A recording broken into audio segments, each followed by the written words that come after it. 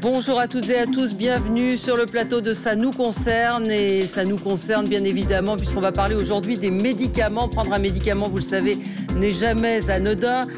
Chacun d'entre nous le sait. Pourtant, nous lisons assez peu souvent les notices. Il faut bien le reconnaître. Peut-on faire confiance à l'industrie pharmaceutique? Sommes-nous suffisamment et bien informés? Sommes-nous suffisamment protégés par la loi en cas d'accident lié à la prise de médicaments? 85% des Français disent faire confiance aux médicaments. Ce matin paraît un livre, Effets secondaires, le scandale français aux éditions First. Antoine Béguin, Jean-Christophe Brizard, bonjour. Vous en êtes les auteurs. Jean-Christophe Brizard, vous êtes journaliste. Vous êtes journaliste. Et Maître Antoine Béguin, vous êtes avocat spécialiste des dossiers médicaux et vous avez défendu des victimes justement de médicaments suite à des effets secondaires. Professeur François Chaste, bonjour. Vous êtes chef du service de pharmacie clinique des hôpitaux universitaires Paris-Centre, Hôtel-Dieu, Cochin et Broca. Vous avez publié La vérité sur vos médicaments aux éditions Odile Jacob, un livre que vous avez coécrit avec le professeur Grimaldi, les professeurs Grimaldi, Bergman et Lejeune. Et je signale votre autre livre, L'histoire contemporaine des médicaments aux éditions de la Découverte. Et puis Marine Martin, bonjour, victime de la dépakine, présidente de l'association APESAC, association d'aide aux parents d'enfants souffrant du syndrome de l'anticonvulsivant. Et vous allez nous raconter justement ce qui vous est arrivé. Vous dites à un moment dans le livre, la peur est mauvaise conseillère en matière de médicaments. Pourtant, quand on voit le titre de votre livre, ça fait peur. Ça n'est pas faux, mais... Le scandale français effet secondaire, je vais vous dire ce que j'ai fait. Je suis allée tout de suite à la fin et j'ai regardé si je trouvais des médicaments que j'ai pris ou que je prends parce que ça m'a fait peur.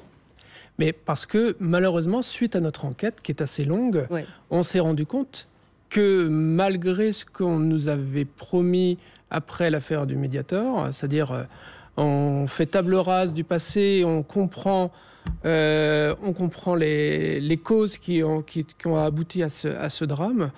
Malgré toutes ces promesses, aujourd'hui, on se retrouve dans une situation à peu près similaire avec des scandales qui vont éclater, qui éclatent avec la dépakine et d'autres qui vont éclater parce qu'on ne s'est pas donné les moyens. Quand je dis on, c'est à la fois les laboratoires et les autorités sanitaires ne se donnent pas les moyens pour changer profondément un système. Mais alors, quel est le système? Qu'est-ce qui est scandaleux? Peut-être expliquer. Alors après, il faudra que les gens aillent lire votre livre. Mais qu'est-ce qui est scandaleux? Vous dites qu'il y a un manque de transparence. Principalement de transparence. Il y a un problème de communication. On a l'impression qu'il y a d'un côté les sachants, le monde scientifique, qui a la connaissance, qui a son vocabulaire, qui ne sait pas rendre intelligible l'information, ou les industriels qui, eux, considèrent que c'est un marché tellement concurrentiel et tellement sensible qu'il ne faut pas donner les informations pour des raisons purement économiques ou industrielles. Mais, oui, alors, professeur Chasse, parce que les informations, on les a. Moi, j'ai regardé ce matin une notice de médicaments. Elle fait à peu près ça. Quand j'ai déplié la notice et j'ai vu tous les effets secondaires, donc je suis informée. Alors, peut-être... Oui. Alors, la notice a deux effets, deux emplois. La notice est là pour informer, mais on s'est aperçu également au cours de l'enquête que cette notice, aujourd'hui, pouvait servir de parapluie juridique, ce qu'on appelle un parapluie juridique. C'est-à-dire que pour que le laboratoire échappe à une éventuelle responsabilité liée à un défaut d'information sur les effets indésirables, ils ont la tentation d'ajouter un maximum d'effets indésirables sur la notice. Si malheureusement une personne présente un effet indésirable grave, le laboratoire va sortir la notice en disant « c'est indiqué, désolé, notre produit vous a donné l'information nécessaire ». Cette information doit être pertinente. Et une personne est le pilier dans la délivrance de cette information, c'est le médecin. C'est lui qui est à la base du rapport entre la médecine et le patient. Donc aujourd'hui, ce qu'on dit aussi dans l'ouvrage, c'est que le médecin doit jouer ce rôle essentiel de délivrance d'une information pertinente, une information adapté aux patients. Alors, ça va vous faire sourire. Peut-être on a appelé le Conseil de l'Ordre qui nous a dit « Ah non, nous, ça ne nous concerne pas. Ce livre-là ne nous concerne pas, on n'a rien à dire sur le sujet. » Bon. C'est révélateur. C'est assez étonnant. Alors, professeur Chasse, qu'est-ce que ça vous inspire, la publication d'un livre comme celui-là? C'est utile. Ouais. C'est utile. Je pense qu'il est important dans le monde scientifique, dans le monde industriel, dans le monde de la consommation, parce que on consomme des médicaments, de travailler avec la plus grande transparence possible. Et c'est la raison pour laquelle je pense qu'il faut dire tout ce que l'on a à dire. La vérité scientifique d'abord, les vérités industrielles, par exemple le coût de la mise sur le marché d'un médicament, ça existe, mais ce coût ne doit jamais être un paravent derrière lequel on se cache pour sacrifier la sécurité de l'utilisation des médicaments. Or, ce qui nous préoccupe avec les faits qui sont divulgués ou rappelés dans le livre dont on parle aujourd'hui, c'est un certain nombre de situations dans lesquelles on a le sentiment que l'industrie n'a pas dit ce qu'elle aurait dû nous dire, à nous scientifiques, mais aussi aux médias, aux consommateurs. Et nous devons, les uns et les autres, travailler pour faire en sorte que le discours soit clarifié, que les informations soient divulguées et que les patients soient informés. Et donc, il y a un gros travail à faire. Les journalistes, les juristes, les universitaires doivent y travailler. Et il faut aussi que les consommateurs de médicaments, les patients, ne soient pas, alors, d'une part, sous-informés et d'autre part, trop naïfs à l'égard des médicaments. Un médicament qui est efficace est un médicament qui, forcément, aura des effets indésirables. Ce qu'il faut, c'est les mesurer convenablement, les évaluer et peser pour chaque patient la balance entre le bénéfice du traitement et le risque que l'on prend et que l'on doit prendre en toute connaissance de cause. C'est cette connaissance de cause sur laquelle nous devons travailler. Oui. Vous, madame, vous n'aviez évidemment pas connaissance des conséquences du médicament que vous avez pris, la dipakine, c'est ça, la dipakine ? Oui, absolument. On ne m'a absolument pas informé des effets, notamment durant la grossesse, de ce médicament-là. Donc moi, quand j'ai fait ce qui était marqué dans la notice à destination des patients, quand j'ai voulu avoir un enfant, c'est-à-dire que y avait marqué « Consultez votre médecin ». C'est exactement ce que j'ai fait. Donc je suis allée voir le médecin, je lui ai dit « Voilà, y a-t-il un problème de consommer ce médicament-là pendant la grossesse ?» Et la réponse a été unanime de la part du gynécologue, du médecin généraliste et du neurologue qui me suivait. Pas de souci, prenez de la vitamine B9 et tout ira bien. Vous ne risquez éventuellement qu'une malformation de la colonne vertébrale qui s'appelle un spina bifida. Mais avec la vitamine B9, ça l'évite et vous n'aurez aucun souci. Donc voilà la seule information qui m'a été délivrée. Or, je me suis aperçue par la suite que la littérature scientifique était beaucoup plus documentée sur le sujet. Mais là, c'est votre médecin qui est en cause pour le coup, non ? Moi, je vais me faire l'avocat du diable, puisqu'il n'y a personne pour défendre l'industrie pharmaceutique. Mais le laboratoire n'avait pas rempli son rôle en informant sur la notice à destination des médecins, parce qu'il y a différentes notices. Il y a la notice à destination des médecins, la notice à destination des patients, et même à destination des médecins, alors que la littérature scientifique existait et indiquait qu'il y avait un risque avéré. On parlait d'autisme, on parlait d'autres cas très très graves. Et pour Madame Martin, c'est dramatique, parce que on lui a dit, elle avait confiance en le corps médical, qui lui a dit allez-y, aucun problème, et puis le drame est arrivé. Et qui est responsable ? Le laboratoire, le médecin Si le laboratoire ne donne pas l'information au médecin, là en l'occurrence, il semblerait que vous dites qu'il y avait une littérature qui existait sur la question, donc le médecin au médecin est de se renseigner, Ça, c'est au professeur Chasse de nous dire, est-ce que tous les médecins ont le temps, les moyens d'aller chercher chaque nouvel article ? Oui.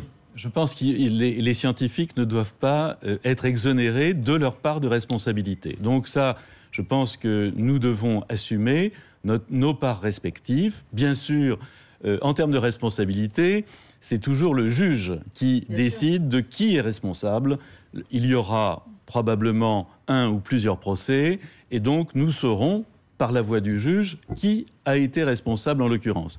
Mais dans le domaine de la dipakine et des médicaments voisins, il y a une petite famille de médicaments qui sont utilisés en neurologie et en psychiatrie.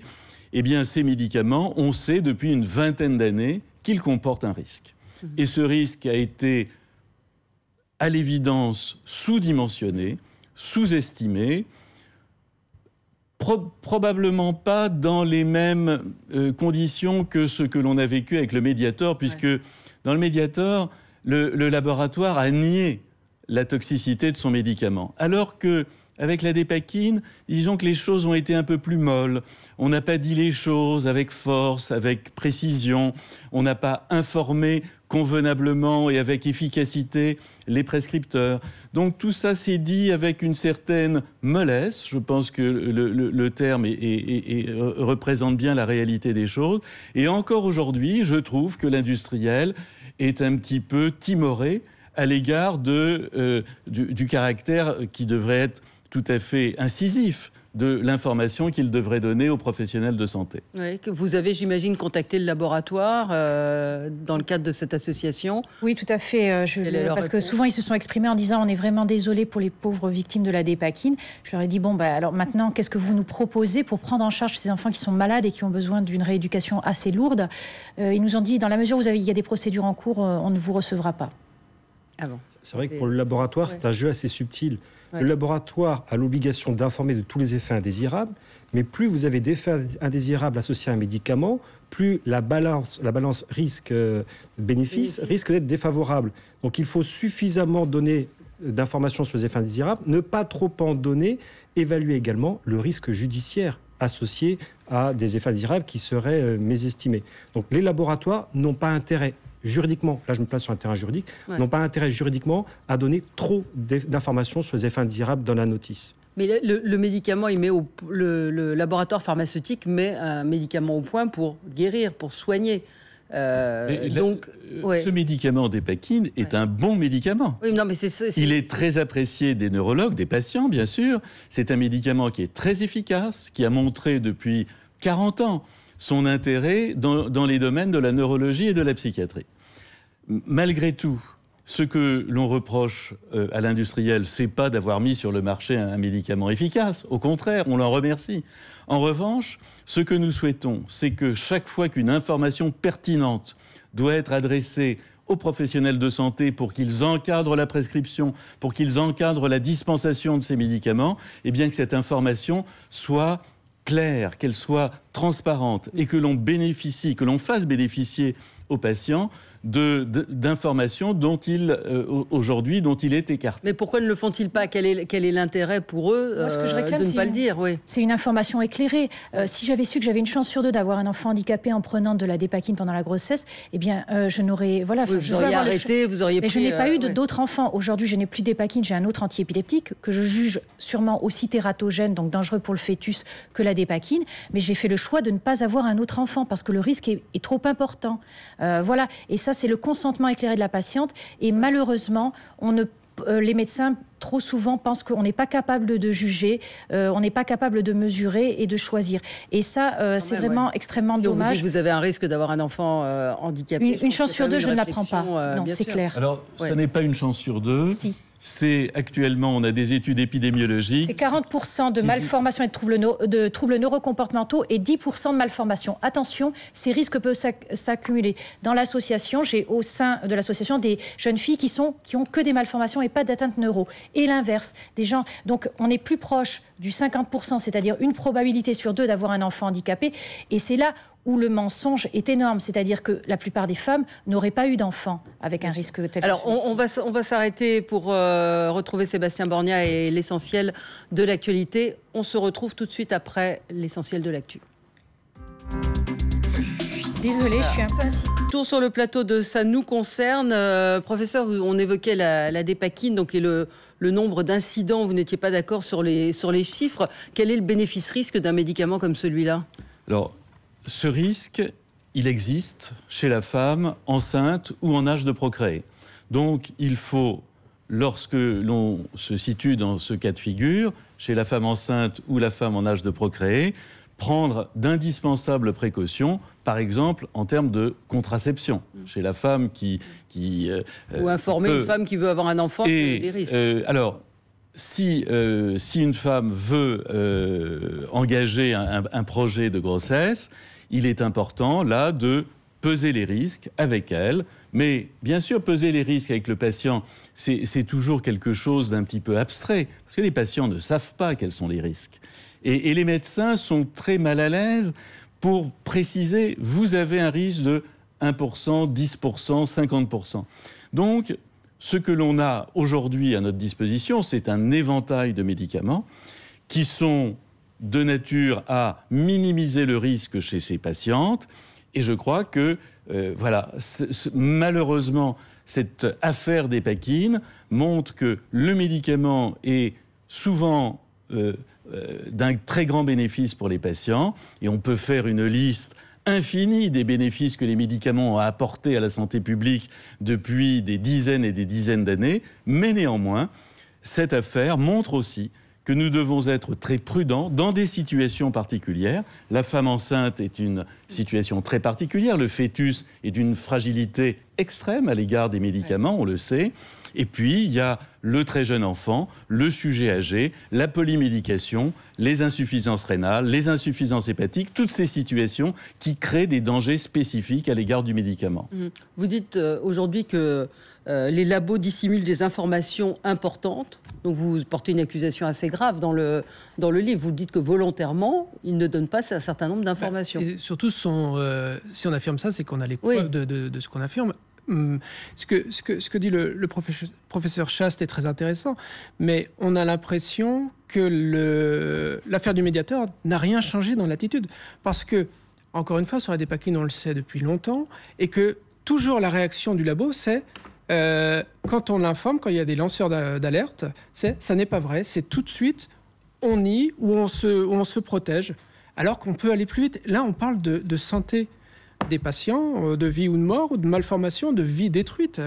La vie de Madame Martin, on peut en discuter avec elle, c'est compliqué, c'est terrible ce qui lui est arrivé, alors qu'elle aurait pu l'éviter. Ce qui est encore plus insupportable, c'est qu'elle aurait pu l'éviter si l'information avait circulé. Donc c'est en ce sens qu'on explique que rien n'a profondément changé dans les mentalités. Les labos pratiquent les essais thérapeutiques. Oui, très bien. Ce que vous disiez, justement sur les cas bien spécifiques, sur les effets tératogènes, donc sur les femmes enceintes, sur les personnes âgées, sur les personnes qui ont des problèmes de santé, les essais ne sont jamais effectués sur ces populations-là. Donc en fait, on ne sait pas. Le laboratoire ne peut pas nous dire ce médicament est sûr pour toutes ces populations, qui sont quand même assez larges, ce sont ces populations-là qui vont se soigner. On ne sait pas quels sont les effets indésirables potentiels parce qu'il n'y a aucun test effectué dessus.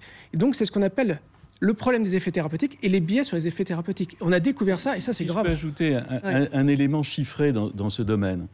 Lorsque l'on a un effet indésirable, tous les 100 patients, il faut inclure 300 patients dans un essai. Mais si on a un effet indésirable pour 5000, un effet retrouvé pour une population de 5000 patients traités, il faut à ce moment-là inclure 150 000 malades dans l'essai pour retrouver un côté significatif de cet effet indésirable. Donc c'est à peu près impossible. Et ce que l'on peut aujourd'hui regretter, après l'affaire Mediator et puis cette affaire d'Épakine, c'est que l'on n'ait pas aujourd'hui intégré l'observation des médicaments dans la vraie vie. Aujourd'hui, une fois que l'autorisation de mise sur le marché est donnée, on a l'impression que ça y est, c'est fini, et on a un passeport pour des dizaines d'années donné à ce médicament. Il faudrait que la pharmacovigilance, c'est-à-dire l'observation des effets indésirables des médicaments après leur mise sur le marché, permette de dire « halte là, nous avons détecté un certain nombre de signes qui méritent qu'on suspende une autorisation de mise sur le marché. Là, on l'entend régulièrement. Pour la Dépakine, qui est commercialisée depuis 1967, on savait dès le départ que c'était tératogène, donc dangereux pour le fœtus, chez les animaux. Bien sûr qu'on ne peut pas faire un test clinique sur l'être humain, mais on savait déjà que ça l'était chez l'animal. Et il n'y a pas eu de principe de précaution, c'est-à-dire on sait que c'est tératogène chez l'animal, chez plusieurs animaux, donc ça l'est forcément pour l'homme. Et ça n'a pas été mis dans la notice à destination des patients. Ça a été toujours minoré, et ça fait 50 ans qu'on prescrit ce médicament. Et il y a des dizaines de milliers d'enfants handicapés et décédés. Mais alors, quel est l'intérêt du laboratoire de dissimuler cette information-là ? Justement. L'épilepsie, enfin si je puis me permettre, est une maladie et la bipolarité est extrêmement courante. Oui, d'accord. On est potentiellement mais pourquoi ne pas dire ce médicament est contre-indiqué pour les femmes enceintes, très clairement sur la notice ? Parce que potentiellement, on a fait gagner énormément d'argent au laboratoire, parce qu'on est des clients extrêmement nombreux. Donc, perdre ce marché-là, c'est problématique pour les laboratoires. Et c'est reconnaître également, indiquer un effet indésirable dans une notice, c'est reconnaître l'imputabilité potentiel du médicament dans les faits présentés. Si je ne mentionne pas l'effet dans la notice et que malheureusement une personne présente un effet indésirable, prouvez-moi que le médicament est bien en cause. Apportez-moi la preuve scientifique. Qui détient la preuve scientifique? Le laboratoire. Sauf que les choses sont en train de changer. On le voit avec les différentes... pas en train de changer du point de vue des laboratoires, je vous vois avec hausser les sourcils, mais du point de vue des patients et des victimes. C'est-à-dire que non, pas trop? Mais il y a quand même une mobilisation qu'il n'y avait peut-être pas avant.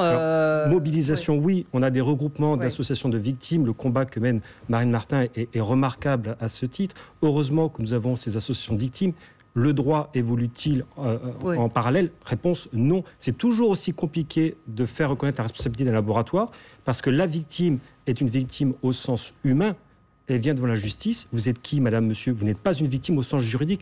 Prouvez-nous que le médicament est responsable. Prouvez-nous que le médicament est défectueux. Prouvez-nous l'imputabilité. Ce sont des preuves extraordinairement difficiles à rapporter. La victime est seule à apporter ces éléments de preuve. Du côté du laboratoire, on reste dans son fauteuil, on attend. Non, mais surtout, il faut bien aussi comprendre que, aux yeux de la justice, le patient doit prouver qu'il a pris ce médicament sur plusieurs années. Qui garde ses ordonnances sur 5 ans? Il y a des demandes en justice, il faut ramener, il faut que la personne, la plaignante... Sociale, non, oui. Enfin, oui.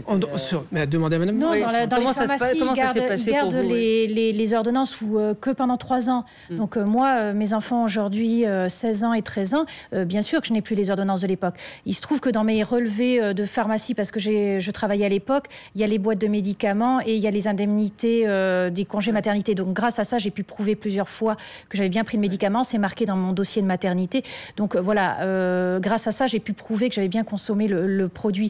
Mais c'est vrai que c'est à nous de démontrer qu'on l'a pris. C'est à nous d'apporter les preuves scientifiques de la toxicité du produit.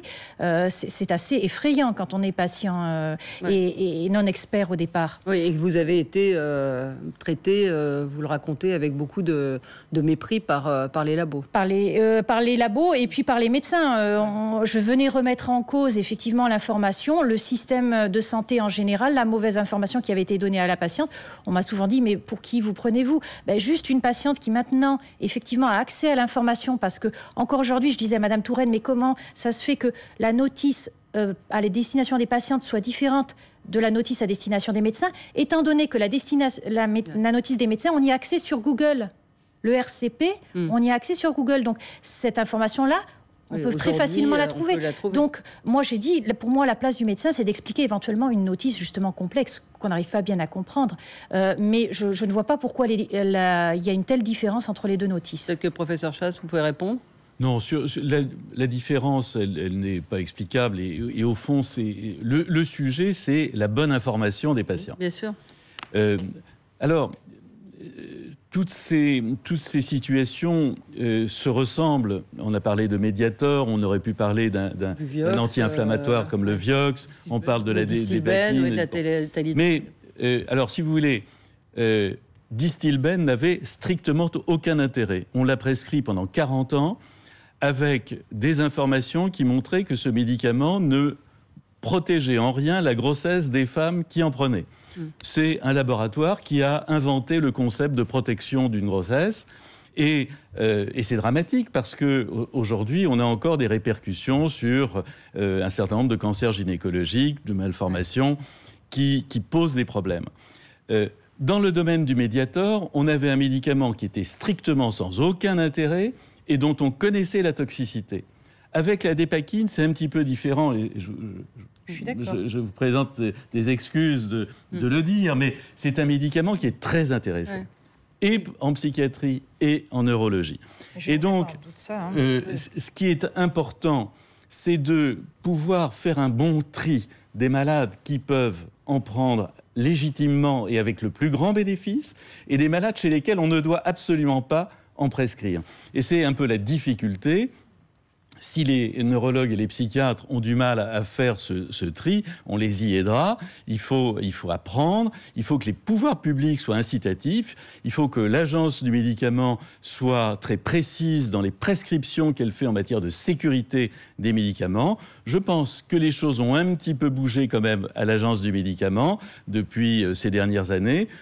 manifestement, Marisol Touraine a pris la mesure de la difficulté et a diligenté une enquête de l'IGAS, a pris un certain nombre de mesures, et je pense que les choses vont bouger dans les jours et les semaines qui viennent. Ce livre y aidera, et malheureusement, ce qui est difficile, c'est d'éviter les amalgames entre tous ces médicaments.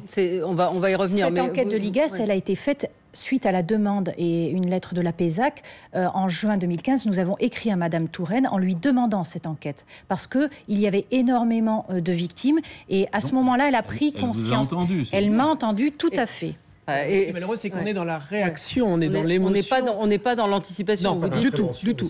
Et ça continue. On est vraiment dans le cas du médiator, c'est-à-dire si c'est médiatisé, s'il y a une prise de conscience publique, là, d'un seul coup, tout le monde réagit. Mais avant, quand Madame Martin se battait toute seule, elle n'y arrivait pas. Elle a compris qu'il fallait médiatiser pour que ça bouge. Et c'est un peu l'objet de notre livre. Et au fond, notre difficulté aujourd'hui, c'est de débusquer dans l'éventail thérapeutique, dans l'arsenal dont on dispose, les futurs médiators, les futurs dépakines, et pouvoir dire aujourd'hui, il y a probablement un certain nombre de substances, de molécules, de médicaments, chez lesquels des risques existent, qui ont été sous-estimés, et que nous devons, nous, professionnels de santé, juristes, journalistes, et essayer de mettre en avant pour que des patients n'aient pas à en souffrir dans 5 ans, dans 10 ans, dans 20 ans. C'est pour ça que j'ai travaillé un projet de loi pour que sur les boîtes de médicaments, quand ils sont dangereux pour la grossesse, il y ait un pictogramme.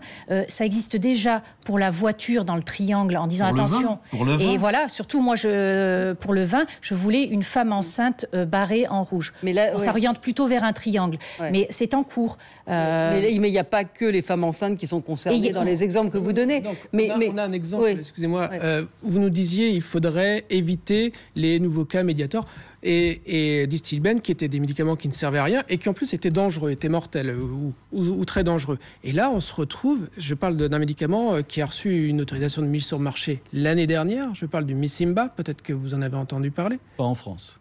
Il a l'autorisation, l'AMM européenne. Il n'est pas autorisé en France. Et l'AMM européenne vaut pour la France. Et on doit quand même à l'Agence française du médicament d'avoir dit non à la commercialisation de ce médicament. Et je non pas m'en félicite, mais j'en félicite les autorités françaises qui ont dit non et qui ont su dire non à une injonction européenne. Alors, nous, on s'inscrit en faux. Avec quel pouvoir derrière? Vous avez quel est le pouvoir de l'ANSM? L'AMM européenne vaut pour l'AMM, c'est l'autorisation de mise sur le marché européenne vaut pour la France. Si le laboratoire veut le commercialiser en France, il en a le pouvoir, il a le droit. Nous avons demandé à l'ANSM, donc l'Agence du médicament française, s'ils pouvaient s'y opposer. Ils nous ont répondu, on va lancer des procédures juridiques soutenables. Voilà. Et ils savent, je leur ai demandé, c'est quoi soutenable? Ils nous ont dit, ça n'est pas soutenable, mais on montre qu'on est contre. Mais si le laboratoire américain dit, je le veux en France, il peut le mettre en France. Et on sait que le Mysimba, c'est un coupe-faim qui a été détourné de son principe originel. Vous pouvez certainement en parler. Et qui est dangereux? La France le dit. La France dit qu'il est dangereux. Martin dit qu'il est potentiellement dangereux et que la France n'en est pas. Là, on revient, on a un tweet, mais les tweets ne fonctionnent pas, de quelqu'un qui dit on accuse toujours les laboratoires pharmaceutiques, mais la responsabilité du médecin. C'est-à-dire qu'il y a... Pardon ? Les deux sont responsables. Enfin, aujourd'hui, si le ministère de la Santé fait passer une directive en disant ce médicament est commercialisé, mais nous ne souhaitons pas que vous le prescriviez, c'est quand même... L'Agence de sécurité sanitaire a été condamnée par la justice administrative dans le dossier Mediator. Parce que la justice administrative a dit, jugé de manière définitive, vous avez tardé à prendre les bonnes décisions, c'est-à-dire les décisions de retrait, alors que vous étiez informés. Aujourd'hui, la responsabilité, c'est une responsabilité professionnelle du laboratoire, des professionnels de santé, du médecin et également des instances sanitaires. C'est-à-dire qu'il y a une forme d'arrogance de la part de l'industrie pharmaceutique à l'égard du pouvoir politique et du pouvoir administratif.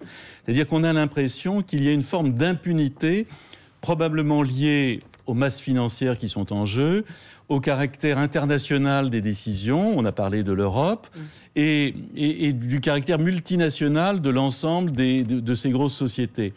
Et donc, je crois que nous, professionnels de santé, nous serons derrière les pouvoirs publics s'ils ont la moindre difficulté à faire entendre raison au laboratoire qui veut commercialiser ces médicaments dangereux. Donc, nous avons eu, malheureusement, pendant 40 ans, la commercialisation du Mediator. On sait les problèmes que ça a créés, il est hors de question que nous laissions faire un industriel qui voudrait commercialiser un médicament tout aussi dangereux en France, alors que les pouvoirs publics, cette fois-ci, ont pris leurs responsabilités en disant non. Donc, est-ce que vous en avez le pouvoir? C'est un petit peu nous le prendrons. C'est ce que vous racontez dans le livre. C'est-à-dire 85% du budget de la pharmacovigilance de l'Agence européenne est financé par les labos. Oui, et puis quand on sait que tous les essais sont effectués par les labos eux-mêmes et que ce sont les labos qui donnent les informations qu'ils veulent bien donner. Genre Tamiflu, ce que vous racontez aussi dans le livre. Et c'est une avancée qui serait remarquable, c'est la publication, la transparence, c'est un très bon mot, la transparence sur les essais cliniques. Pourquoi les laboratoires ne communiquent pas l'intégralité des essais cliniques? Regardez le Tamiflu, 10 essais cliniques, non, on va donner que 2, les 2 favorables. Et les 8 autres, on va attendre. Achetez-nous d'abord le vaccin et après peut-être qu'on vous les donnera. C'est pas comme ça que ça doit fonctionner. L'intérêt du Tamiflu, quand même, c'est que sans Tamiflu, une grippe dure une semaine. Avec le Tamiflu, ça dure 7 jours. Donc c'est quand même intéressant, quoi. Très juste. Oui, c'est voilà. C'est jour et demi. Ça coûtait très très cher quand même à l'argent public, cette histoire. Mais, ouais. Et donc, non, ce que nous devons essayer de mettre en avant, et ce livre, de ce point de vue, est assez salutaire, c'est que les protections que les pouvoirs publics peuvent mettre en œuvre ne sont pas des protections très, très, très solides. J'ai été frappé il y a 18 mois, lors de la nomination de Jean-Claude Juncker à la tête de la Commission de Bruxelles. Jean-Claude Juncker avait demandé que le médicament soit placé non plus dans la sphère santé, mais dans la sphère industrie. Et donc, ça donne du sens un peu à toutes ces difficultés que nous connaissons aujourd'hui. Et il a fallu que des associations de consommateurs belges fassent des pressions à Bruxelles sur les lobbyistes pour que, 6 semaines après la décision de Juncker, les industries du médicament repassent dans le giron de la sous-commission chargée de la santé. Bien sûr. Et d'ailleurs, sur le plan de la responsabilité, un médicament est considéré comme un produit ordinaire. Vous devez apporter... Malheureusement, on plaide absolument pour qu'il y ait un régime spécifique d'indemnisation pour les victimes, un fonds d'indemnisation. C'est-à-dire qu'on n'aurait plus à prouver la faute du laboratoire, mais simplement qu'un médicament est bien à l'origine d'un effet indésirable grave, et dans ce cas-là, on devrait avoir une indemnisation automatique. Que l'on traite humainement ces victimes, ce qui n'est pas le cas aujourd'hui. Oui, ce qui n'est pas le cas la même aujourd'hui. chose dans un autre domaine qui est celui de la contrefaçon. Ce que nous demandons, c'est que la contrefaçon des médicaments soit criminalisée et non plus seulement... véritable fléau pour le coup. Aujourd'hui, les gens se procurent des médicaments sur Internet. Du droit commun, quoi. Mais tout de même, je vais encore une fois essayer de me faire l'avocat du diable. Est-ce qu'aujourd'hui, ce livre, c'est important de taper du poing sur la table, de dire qu'il y a des choses pas normales, mais le risque, c'est que des gens se disent finalement tous pourris, quoi. Tous les médicaments sont pourris, donc des effets secondaires liés à l'arrêt des médicaments. Ce qui s'était passé avec le livre, je crois, du professeur Even et Debré, où des gens avaient jeté les statines à la poubelle. On a fait toute une partie justement pour dédiaboliser sur le paracétamol, sur l'ibuprofène, et c'est là où vous avez cité. On explique que, à force par manque de communication, les gens vont se détourner en se disant tous pourris. Nous, on ne veut pas ça. On a besoin des médecins, les médecins ont besoin des patients. On est tous ensemble. Il faut juste communiquer, parier sur l'intelligence des uns et des autres pour se comprendre et s'adapter. Soyez des consommateurs de santé avisés, vigilants, exigeants. Exigeants, et rappelons que les médicaments ont quand même sauvé beaucoup de vies. Le médicament a permis probablement une large part des 20 années gagnées en espérance de vie depuis la libération, depuis 1945. Le médicament, c'est un espoir pour beaucoup de patients, et c'est un espoir qui, le plus souvent, n'est pas déçu. Oui, et il faut parler avec son médecin, surtout, c'est le médecin et la confiance qu'il y a avec le médecin. Mais les scientifiques doivent être aux côtés des patients pour une vigilance accrue à l'égard des effets indésirables. Le consentement éclairé de la patiente qui connaît les risques en prenant ou en consommant le médicament. Ça, c'est très important pour nous. Et c'est ce pourquoi on se bat. Effet secondaire, le scandale français, c'est paru chez First Édition. Merci à vous d'être venu ce matin à suivre le journal sur LCI.